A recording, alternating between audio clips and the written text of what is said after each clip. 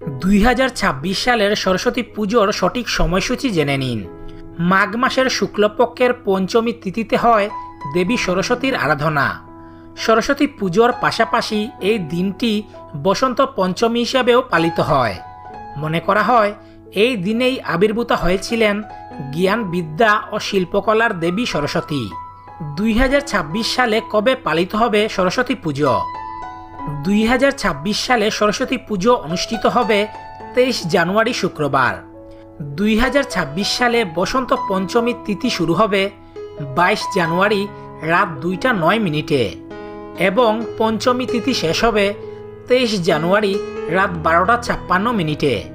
তাই 23 জানুয়ারি সারাদিন সরস্বতী পুজোর অঞ্জলি দেওয়া যাবে। আপনি যদি মা সরস্বতীর ভক্ত হয়ে থাকেন তাহলে কমেন্টে লিখুন জয় মা সরস্বতী। ভিডিওটি ভালো লাগলে আমাদের চ্যানেলটি সাবস্ক্রাইব